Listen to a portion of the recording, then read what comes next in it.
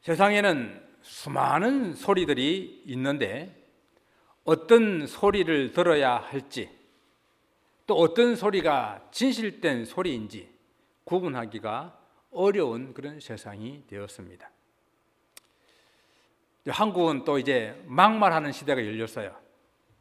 조기 대선이 6월 3일로 결정됐기 때문에 선거판에서 또 얼마나 많은 막말이 쏟아져 나올까 심히 걱정됩니다.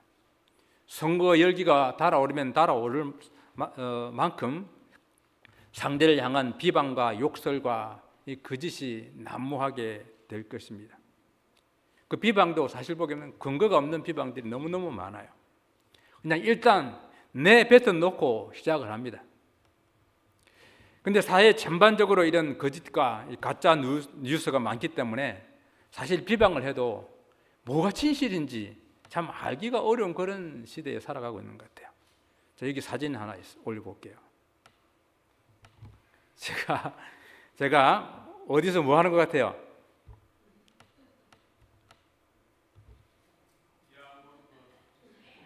예, 알론드라 팍 골프 클럽에서 골프 치는 모습입니다. 제가 처음으로 골프를 쳤습니다. 여러분 좀 머리가 복잡합니까? 예, 목사가 골프를 치면 되냐? 뭐 칠 수도 있지 뭐. 그래도 뭐 좀 복잡하죠? 자, 먼저 질문하겠습니다. 제가 골프 친 게 사실입니까? 저거는 제가 AI로 만든 사진입니다. 제가 이렇게 말했어요. 이 사진으로 알론드라 팍에서 웃는 모습으로 골프 치는 사진을 만들어줘 했더니 만들어졌어요. 그리고 잘해서 고마워 하니까 다음에 또 필요할 거 있으면 부탁하십시오 이렇게 이야기를 합니다. 골프가 좋은 운동이지만은 저의 경우에는 목회하는 기간 동안에는 골프를 칠 시간을 도저히 낼 수도 없고 그 시간적인 여유도 사실은 없어요. AI 하나로 가짜 사진, 가짜 뉴스 만드는 것은 아무것도 안 해요. 옛날에는 막 이렇게 만들어야 되지만 지금 말 한마디면 됩니다. 말 한마디면 이렇게 만들 수 있어요. 여러분과 제가 함께 골프 치는 것도 말 한마디면 만들 수 있어요.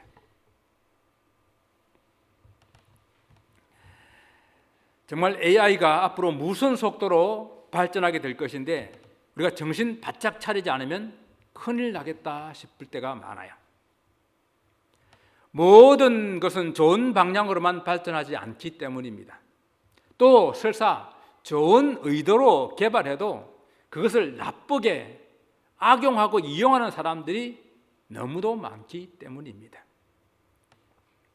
우리가 사는 사회가 신뢰할 만하고 살만한 그런 세상이 되어야 되는데 점점 그렇지 못한 것 같아 안타깝습니다. 나에게 좋고 나에게 이익이 되면 그것은 선이에요. 그러나 내 마음에 들지 않으면 다 악입니다. 다름과 다양성을 인정하지 않고 다름에 대한 존중함도 없습니다. 특히 그 생각이 정치적 혹 종교적 권력을 가진 사람들에 의해서 조종되고 조장될 때에 그것은 이런 AI와 같은 최첨단 과학 기술이 그곳에 악용될 때에 이 세상은 극도로 혼란스럽고 위험하게 될 것입니다. 정말 우리는 그것들 중에서 어떤 것이 진짜인지 어떤 것이 가짜인지 구분하기가 어려워요. 지금은 그래서 가짜의 홍수 시대에 살면서 극도로 혼란한 시대가 되어가고 있고 혼란하고 있습니다. 2000년 전에도 유대 사회에 혼란스럽게 만드는 사건이 있었습니다. 예수님께서 오셔서 당신을 하나님의 아들이라고 그 땅 가운데에 선포하신 것입니다. 그래서 당시 사람들은 예수님을 말미암아 크게 혼란스러웠어요. 아니, 어찌 사람이 하나님의 아들이 될 수 있는가? 또 그가 행하는 그런 능력을 보니까 하나님의 아들 선지자 같아요. 그 사람들 중에서는 어떤 사람은 저 사람은 좋은 분이다. 어떤 사람은 저 사람은 세상을 미혹하는 사람이다. 또 어떤 사람들은 저는 하늘로부터 온 선자가 맞다. 또 어떤 사람들은 아니다, 귀신을 힘입어서 저런 일을 한다. 혼란스러웠어요. 이런 유대인들을 혼란스럽게 만드신 예수님께서 6월절에 수많은 사람들이 예루살렘에 모여있는 바로 그곳에 어린 나귀 새끼를 타고 입성하신 것입니다. 그래서 예루살렘은 더 큰 혼란이, 더 큰 소란이 일어나게 되었어요. 수많은 사람들이 예루살렘 거리에 뛰쳐나와서 소리 지릅니다.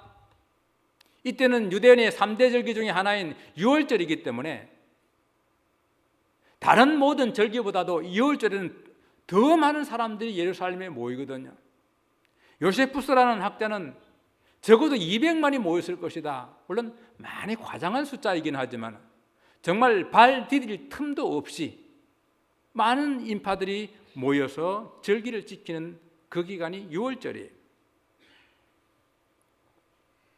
그래서 이 로마의 이스라엘을 당시 지배하고 있던 로마는 혹시 이 기간에 로마를 반역하는 그런 소동이 일어나지 아니할까 염려해서 가이사라에 있는 군대를 예루살렘에 파송해가지고 예루살렘을 든든히 지키는 그런 일들도 하고 있었습니다. 그런데 예수님께서 나귀를 타고 감난산을 지나서 기드론 골짜기를 통과해가지고 예루살렘 성으로 올라오고 계실 때에 수많은 사람들이 고함을 지르며 모여들어 난리가 난 것입니다. 오늘 38절에 보게 되니까 그들이 말합니다. 이르되 찬송하리로다 주의 이름으로 오시는 왕이여, 하늘에서는 평하여 가장 높은 곳에서는 영광이로다. 이렇게 외치고 있는 것입니다. 이 똑같은 사건을 다루고 있는 마태복음 21장에서는 호산나 다윗의 자손이여 찬송하리로다 주의 이름으로 오시는 이여 가장 높은 곳에서 호산나 하더라 기록하고 있습니다.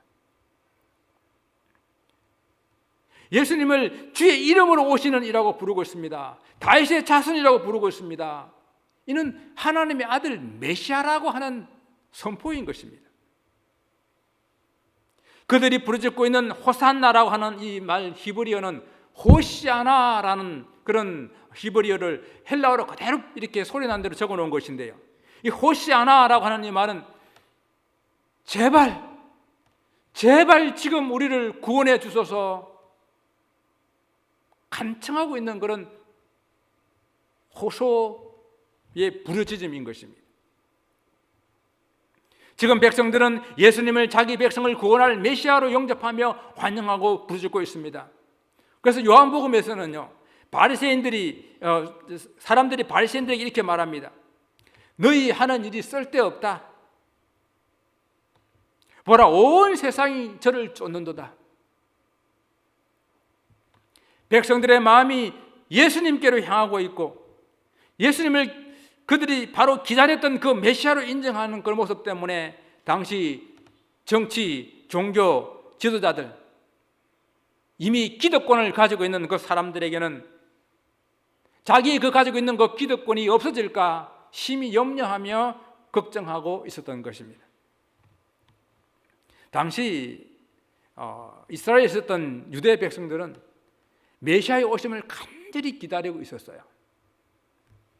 모든 시대가 어려운 그런 시대였지만은 지난 400년 그 기간 동안에 이스라엘 땅에 하나님의 말씀도 없었고 선지자들도 일어남이 없고, 그러니까 하나님의 역사와 이사가 없었던, 이적이 없었던 그런 시대였습니다.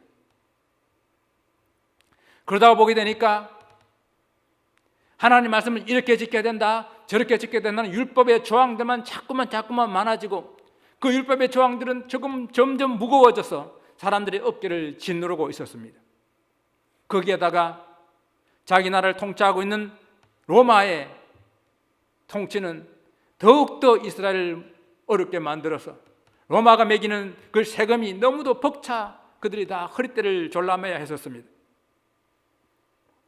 그런가 하면 정치인들과 종교인들은 그 로마와 결탁하여서 자기들의 이권을 챙기고 백성들은 더욱더 압제와 고통 속에 있게 되었습니다. 사회가 이렇게 어렵다 보니까 국민들은, 그 백성들은 서로 사분오열돼서 어떤 사람은 로마 편에, 어떤 사람은 아니다, 피를 흘려서 독립을 해야 된다, 어떤 사람은 이것도 다 싫다, 산으로 광야로 나가버리고 사분오열되어서 가난한 사람은 더욱더 가난하게 되고 부자는 더욱더 부자하게 되어서 가난한 사람을 압제하는 그런 사회가 되었습니다. 이런 고통 속에서 지금이라도 당장 메시아가 오셔야 되는데 바라고 있던 그들에게 우리 주님께서 오신 것입니다. 그래서 가난하고 소외된 자들의 친구가 되어주시고 오병이의 기적을 베풀어서 굶주린 백성들을 먹이시고 병들어 고통당하는 그 심령들을 고치시며 귀신에 억눌려 있는 백성들을 풀어 자유케 하는 바로 놀라운 사역들을 베푸시자 사람들은 메시아가 오셨다라고 기뻐하며 따르기 시작합니다. 그런데 얼마 전에 죽은 나사로를 살리셨다는 그 소문이 들려지게 되자 사람들은 이분은 틀림없이 메시아이구나, 메시아임을 믿게 되었고 바로 그분이 이제 예루살렘으로 입성한다는 그 소식을 듣고 온 백성이 그 예수님 오심을 맞이하며 거리로 뛰쳐나와 호산나 호산나 호산나 부르짖고 있는 것입니다. 백성들의 이 부르짖음을 듣고 이를 아주 못마땅히 여기는 사람들이 있었는데요, 바리새인들을 비롯한 그 당시 종교 지도자들이었습니다. 바리새인들은 당시 종교 지도자들의 편에 서서 자기들의 그 기득권을 놓치기 싫어가지고 예수님이 하고 있는 모든 일에 사사건건 시비를 걸었고 예수님의 사역에 불만을 가지고 있었던 사람들입니다. 그뿐만 아니라 자기들은 다른 예수님이 가지고 있는 그 권세와 능력에 대해서 위협을 느끼고 있었던 사람들이에요. 그래서 이들이 주축이 되어서 율법사들과 대제사장들이 합심하여 예수님을 반대하고 죽이려고 혈안이 되어 있었던 바로 그때였습니다. 백성들이 계속해서 부르짖자 더 이상 그 소리를 참지 못해가지고 예수님께 항의합니다. 선생이여, 당신의 제자들을 책망하소서.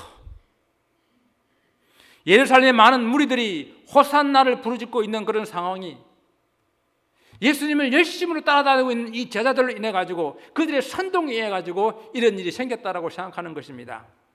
그도 그럴 것이 예수님께서 예루살렘에 입성하시게 될 때에 제자들이 나귀 새끼를 끌고 와가지고 자기들의 겉옷을 벗어서 그에 올려놓고 예수님을 그에 타게 하시고 그리고 겉옷을 벗어서 땅에 깔고, 그러니까 사람들이 따라서 겉옷을 깔고 또 나뭇가지를 땅에 펴고 하는 일들이 생겨났거든요. 여러분, 나귀를 타고 입성하시는 예수님 앞에 수많은 사람들이 함께 겉옷을 폈습니다. 여러 번 설명을 들어서 여러분 아시죠? 유대인들에게 겉옷이 얼마나 중요한 것인지요. 겉옷은 자기의 신분을 나타낼 수 있는 것이기 때문에 부자들은 아주 비싼, 값비싼 그런 고급 천으로 그 겉옷을 장만하고 거기에다가 여러 자기 신분을 나타낼 수 있는 장식들을 달게 됩니다. 그것을 그래서 두르고 다니는 거예요. 그리고 가난한 사람들도 이 겉옷만큼은 그들에게 소중한 것이었기 때문에 사막에서 뜨거운 그런 햇빛을 막아줄 뿐만 아니라 겨울에는 바람과 추위를 막아주는 그런 수단이 됩니다. 그래서 성경에서도 누구든지 그 가난한 사람의 겉옷을 전당 잡히게 되게 되면 해가 지기 전에 그것을 돌려주라고 말씀하고 있는 것이에요. 그리고 이 종려가지도 아주 특별한 것입니다. 오늘 본문에 보면 사람들이 벤 나뭇가지라고 했는데 요한복음에 보게 되게 되면 그것이 종려나무가지라는 것을 알 수가 있습니다. 종려나무가지를 유월절 절기에 나와서 건드는 것은 어울리지 않는 거예요. 그래서 제가 특별하다고 그랬습니다. 원래 이 유월절에는 종려가지 나무가 등장하는 것이 아니라 이 종려가지는 초막절에 등장하는 거예요. 초막절에 성경에 4가지의 식물을 준비하라 그랬는데 그 중에 하나가 종려나무 가지입니다. 종려나무 가지 새순을 가지고 나오는 거예요. 지금은 종려나무 가지를 벨 때가 아니에요. 그런데 왜 사람들은 절기에도 맞지 않는 종려나무 가지를 베어서 길에 펴고 손에 들고 흔들고 있습니까? 종려나무가 가지는 상징성 때문입니다. 종려나무는 생명의 풍성함을 상징하고 그리고 승리를 상징하는 그런 나무입니다. 그래서 왕들이 전쟁에 나갔다가 돌아오게 될 때에 백성들은 그 종려나무 가지를 들고 흔들며 승리한 왕을 환영하는 그런 모습들을 중동뿐만 아니라 로마에까지 다 널리 퍼져 있는 그런 의식입니다. 그런데 사람들이 나귀를 타고 예루살렘에 입성하시는 예수님께 종려 가지를 손에 들고 흔드는 이 행위는 바로 예수님을 이 전쟁에서 승리하신 왕으로 맞이하는 의식을 하고 있는 것입니다. 마치 아직 이루어지지는 않았지만 며칠 후에 십자가에 돌아가시고 다시 부활하셔서 사망을 이기시고 승리하실 예수님을 맞이하는 것처럼 말입니다. 요한계시록에서 말씀하고 있는 것처럼 마지막 날 모든 재림의 왕으로 이 땅에 오셔서 모든 세상을 심판하시게 될 때에 영원한 하나님의 나라의 왕으로 임하셔서 그때에 능히 셀 수 없는 수많은 큰 무리가 흰옷을 입고 그 손에 종려가지를 들고 보좌와 악바 어린 양 앞에 서서 큰 소리로 외치는 바로 그 모습처럼 말입니다. 백성들의 외침과 소리가 점점 더 커지자 당황한 바리새인들이 예수님께 강력하게 항의하여 제자들을 제재해 주기를 바랍니다. 여기서 제자라고 하는 것은 단지 12제자뿐만 아닐 것입니다. 예수님을 따라다니며 지금 예수님을 호산나 호산나며 예수님을 메시아로 부르고 있는 모든 사람들의 그 입을 막고 싶은 것이었습니다.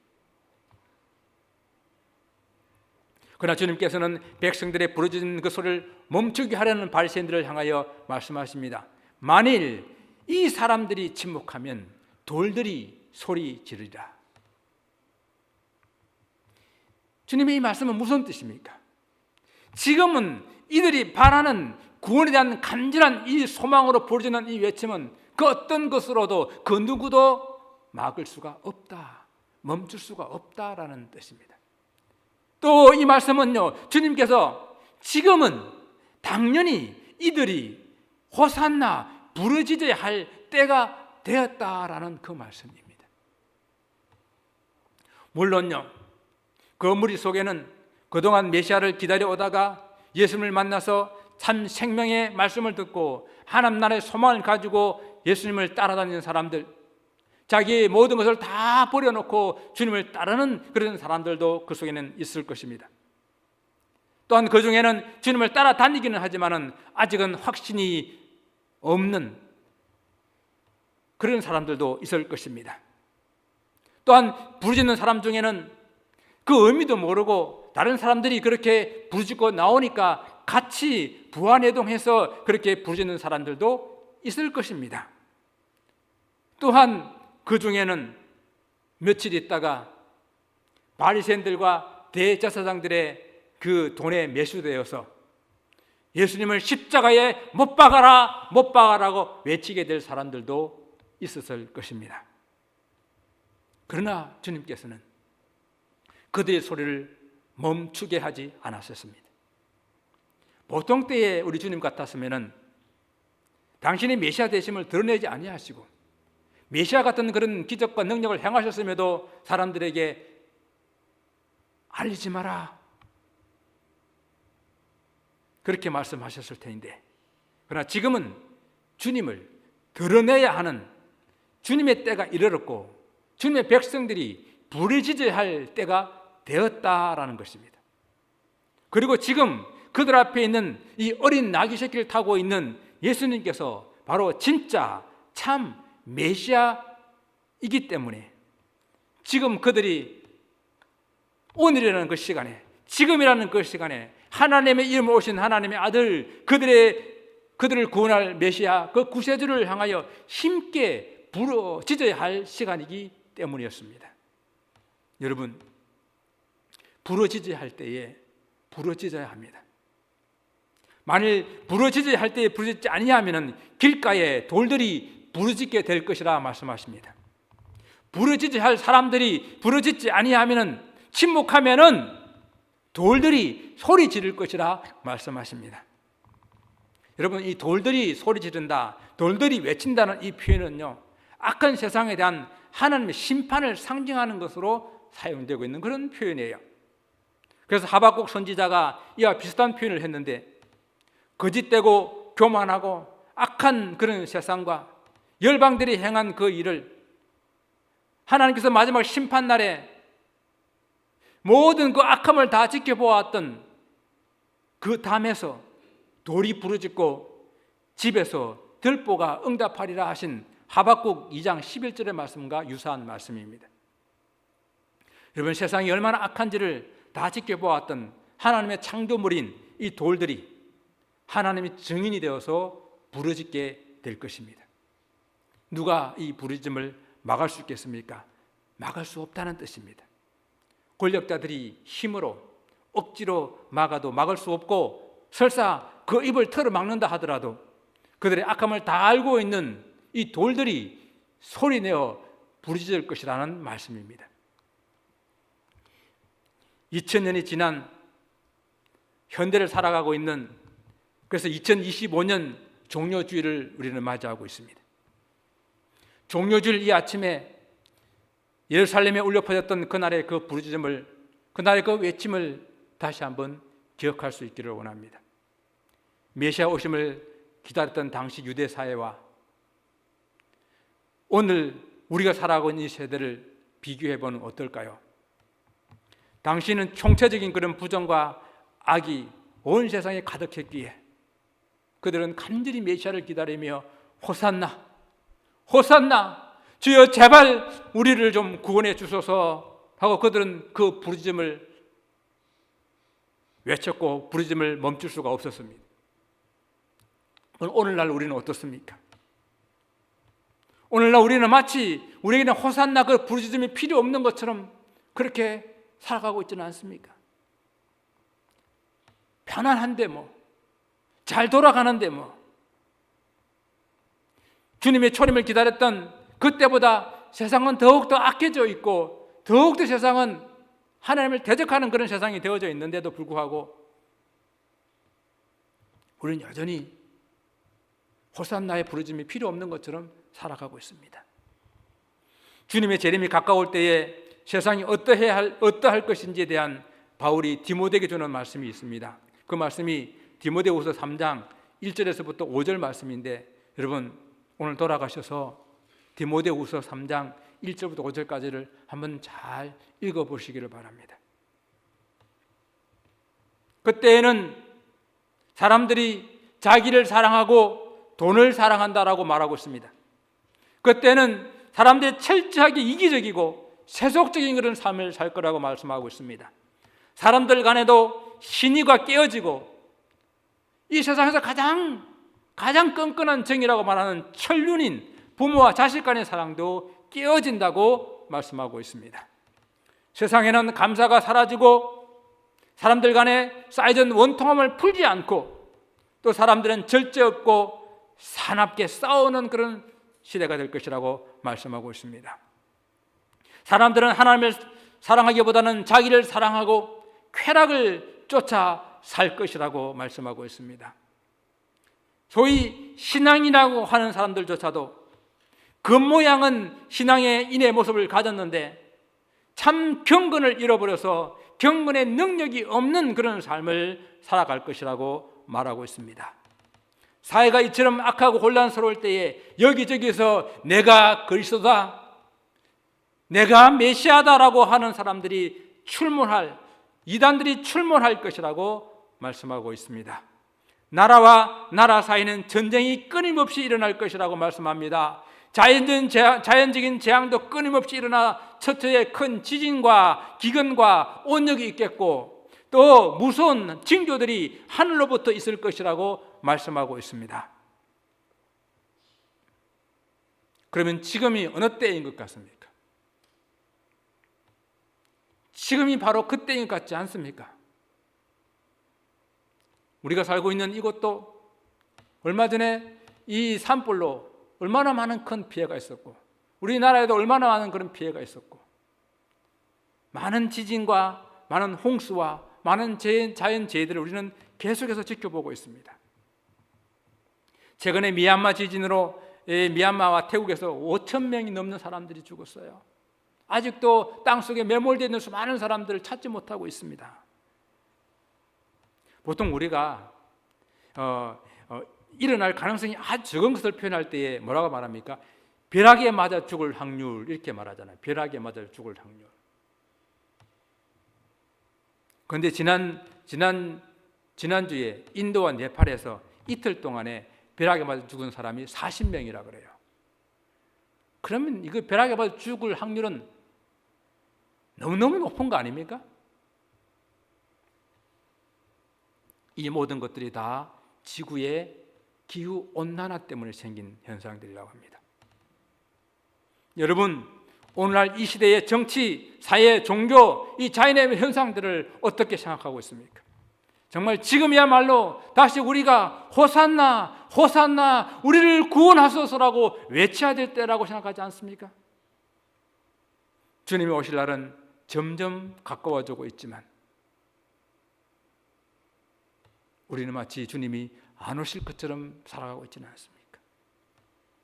우리 또한 점점 주님 앞에 서야 될 날이 멀지 않은 것 같지 않습니까? 다시 호산나를 부르짖어야 할 때에 우리가 부르짖지 아니하면은 돌들이 소리 지를 거라고 말씀하십니다. 그래서 호산나라고 부르짖어야 하는 이 부르짖음을 오늘이라는 시간에 우리가 다시 한번 부르짖기를 원합니다. 그래서 저는 먼저 각자 자기 삶의 현장에서 이 부르짖음이 있어야 된다고 생각합니다. 정치인은 정치 현장에서, 직장인은 직장 현장에서, 예술인은 예술의 현장에서, 종교는 종교 현장에서 자기의 삶을 바로 살아내며 자기의 목소리를 내야 한다는 것입니다. 우리는 기독교인들이잖아요. 우리는 크리스찬이잖아요.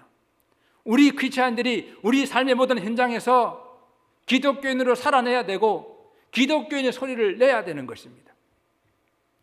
정말 안타까운 이야기지만 오늘 세상의 사람들은 더 이상 우리 교회와 기독교인의 말들을 신뢰하지를 않아요. 물론 한국적인 이야기지만 최근의 조사에 의하게 되면 개신교에 대한 불신도가 70%가 넘었다고 그래요. 이 조사는 개신교 목사, 그리고 개신교 교회, 개신교 교인들 모두가 다 비슷비슷한 그런 수치로 나왔습니다. 그런데 착각하지 마십시오. 이런 수치가 교회가 너무 교회답고 너무 믿음이 좋아서 세상의 교회를 미워해서 이런 수치가 나온 것이 아니라 교회가 교회답지 못하고 크리스찬이 크리스찬답지 못해서 신뢰를 잃어버린 치수입니다. 여러분, 신뢰를 잃어버리기는 쉽지만 잃어버린 신뢰를 다시 쌓기는 너무도 어려워요. 너무 오랜 시간이 필요합니다. 우리 성도 여러분이 각자 위치에서 자기 삶의 현장에서 하나님의 사람으로 크리스찬으로 바르게 살고 바른 소리를 낼 수 있어야 할 것입니다. AI같이 고도로 발달된 과학 문명으로 가짜를 만들어내고 또 사람들을 유혹하고 사람들의 마음과 정신을 조종하고 하나님께서 점점 멀어지게 만들고 있는 이 세상 가운데 우리는 살아가고 있어요. 그래서 정신을 바짝 차려야 됩니다. 요즘에 가짜 뉴스 하나 만드는 것 정말 문제도 아닙니다. 시간 얼마 걸리지도 않아요.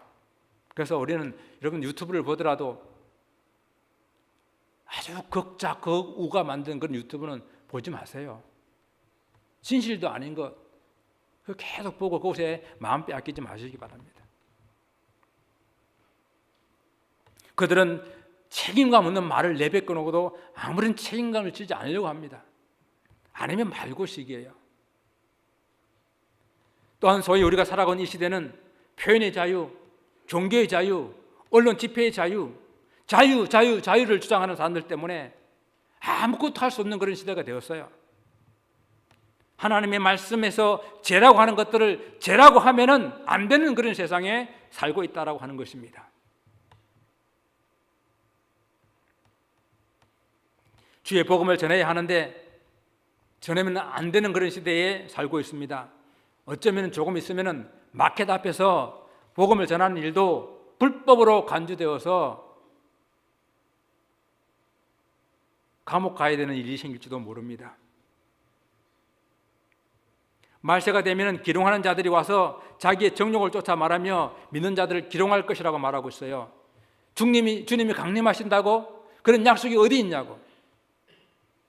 천지가 창조된 이후 지금까지 계속 이 천지는 멀쩡하게 그대로 있는데 말세가 어디 있냐고 그들은 조롱할 것입니다. 그래서 우리도 함께 그들처럼 그냥 침묵하면 될까요? 주님께서 침묵하면은, 부르짖어야 할 우리가 침묵하면은 하나님께서 만드신 이 자연이 소리 지를 거라고 말씀하십니다. 그래서 저는 이 시대에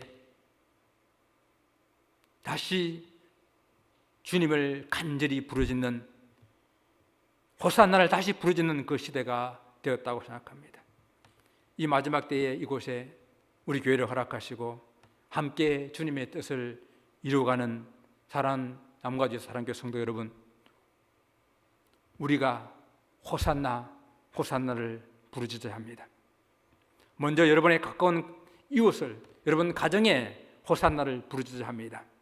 아직 주님을 알지 못하는 가족이 있다고 한다면, 그런 친척이 있다고 한다면, 그런 이웃이 있다고 한다면 그들 앞에 호산나, 주님만이 참된 구원자 되심을 부르짖으시기를 바랍니다. 우리가 살고 있는 이 지역에, 이 사회에 호산나를 부르짖어 참된 주님만이 우리를 구원할 메시아임을 선포할 수 있기를 바랍니다. 그래서 우리가 살고 있는 이 미국 땅에 정말 다시 복음이 회복되어지고, 다시 교회들이 다시 세워지고, 다시 그리하여서 저 세상으로 주의 복음을 전하는 선교 강국으로 그렇게 다시 세워져야 할 것입니다. 오늘 이 종료주일에 또 고난주간을 한 주간 시작하면서 호산나의 부르짖음을 더 높이 부르짖어서 나 먼저 주님 앞에 바로 서고, 그리고 내 가정을 살리고 교회를 살리고 지역을 살리는 그런 주님의 은혜가 있기를 주의 이름으로 축원을 드립니다. 기도하겠습니다.